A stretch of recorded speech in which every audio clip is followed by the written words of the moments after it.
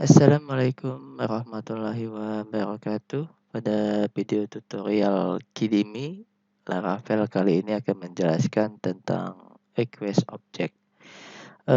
Request object biasanya ya kita gunakan untuk memisahkan validasi dari sebuah controller. Jadi supaya terlihat program kita rapi, bersih, clean. Jadi kita memisahkan validation di dalam sebuah controller, kita letakkan di file request. Oke, kita coba langsung saja melihat bagaimana implementasinya.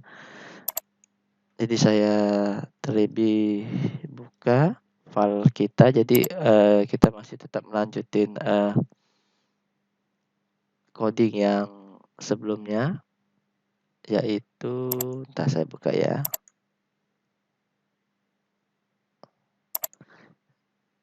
Oke, saya letakkan di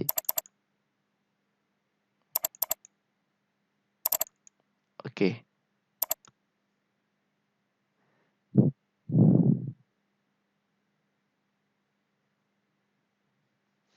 Ya, ini saya tutup semua ya.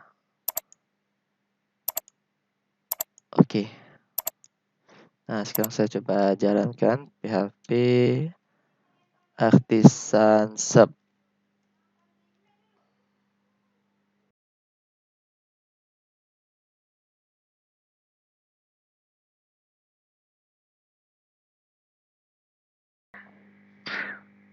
Oke, kita coba jalankan ya.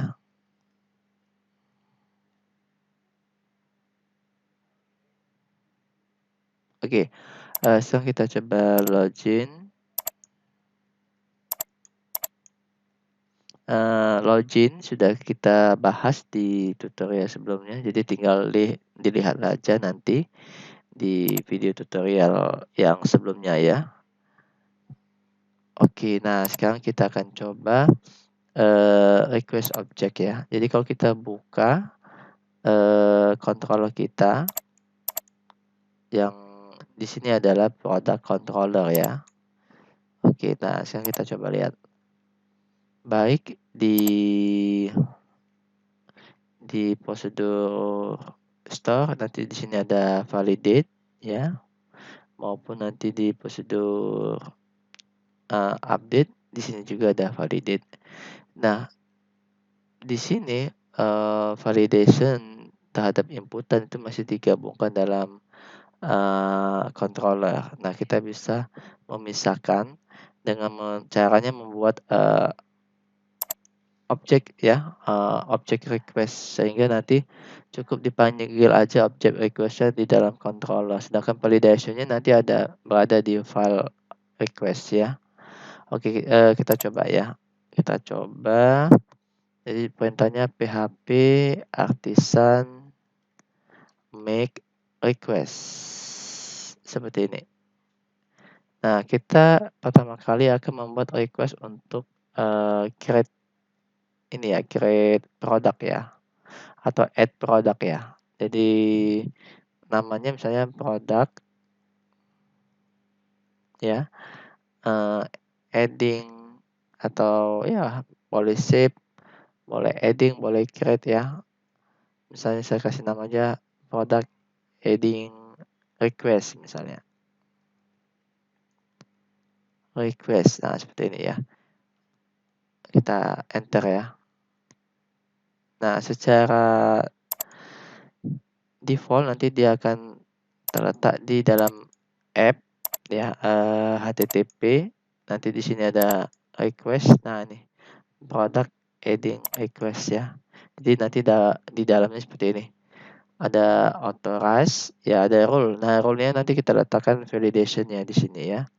Oke, sekarang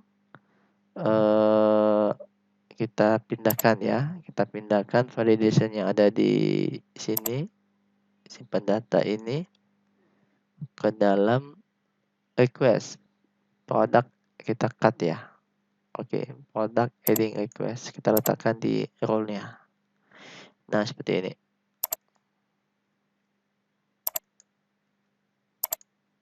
Kita rapiin ya.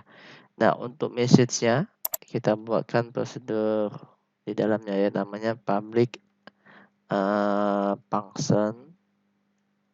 Jadi ini nanti overriding ya, dia akan menimpa prosedur yang sebelumnya. Prosedur sebelumnya nanti pesan kesalahan akan ditampilkan dalam bahasa Inggris ya. Tapi karena kita sudah punya sendiri message-nya, nah nanti kita bisa lakukan overriding kalau di istilah object oriented itu ya. Dia akan menimpa prosedur yang sebelumnya ya, sehingga nanti prosedur kitanya akan dijalankan ya. Oke, namanya harus sama, message ada S-nya ya. Oke. Oke, kita kopikan.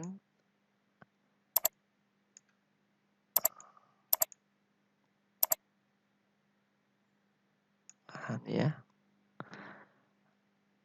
Kita pastikan di return ya, sama. Nah, seperti ini. Jadi kita pastikan di tengahnya. Oke, kita rapikan ya. Nah, sekarang sudah semua, rule sudah, pesan kesalahan yang akan dimunculkan juga sudah. Nah, sekarang kita buat ini menjadi true ya. Kita aktifkan ya. Oke, kita save. Dan di sini kita hapus. Oke. Nah, tinggal kita kopikan ya.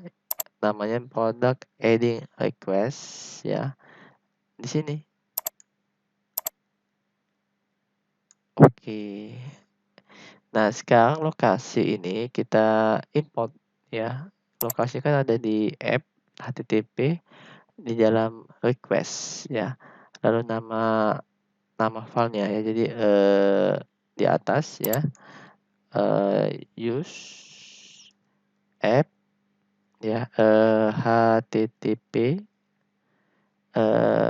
request ya, R-nya besar ya, request, R besar, ada S-nya request, lalu nama filenya ya. Oke. Nah, ini sudah bisa digunakan. Kita coba ya, apakah tetap berjalan validation-nya walaupun nanti di store ini nggak ada validation ya. Validation itu sudah saya jelaskan di pertemuan sebelumnya ya. Nanti coba dicari aja ya, video tentang Laravel di YouTube di channel Kidimi ya. Nanti akan ketemu ya. Kalau nggak salah judulnya tentang validation ya. Oke, sekarang kita uji coba request object kita. Nah, di sini tadi kita letakkan di tambah barang ya. Kalau kita simpan, nah dia tetap masih berfungsi ya, validation-nya ya. Ya, fungsinya dia untuk membuat coding kita clear ya, bersih ya. Jadi kita tidak ngelihat validation di sini karena kita pisahkan proses validation-nya, sedangkan di sini kita fokuskan proses simpan. Jadi tidak digabungkan sehingga waktu manage aplikasi ke depan itu menyenangkan ya, karena tidak terlalu banyak perintah yang kita lihat dalam satu halaman ya.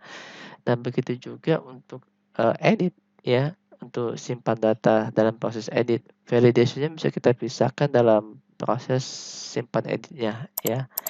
Caranya sih gampang juga, sama seperti tadi ya. Jadi kita buatkan file request-nya. Jadi caranya PHP artisan make request ya.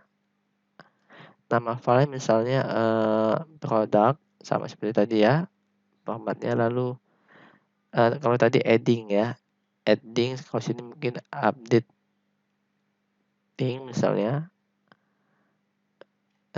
Untuk produk ya, updating request. Nah, misalnya seperti ini. Nah, nanti bisa kita lihat nanti akan bertambah di sini produk updating request ya.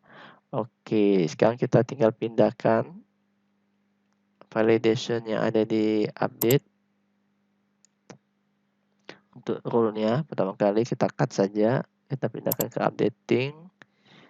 Nah, kita pindahkan di sini, kita paste, kita rapikan ya. Begitu juga dengan message-nya ya. Message Kita overriding juga. Message.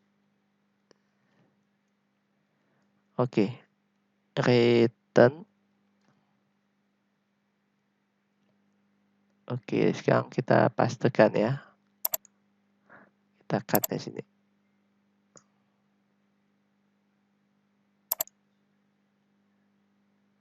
Oke, kita rapikan.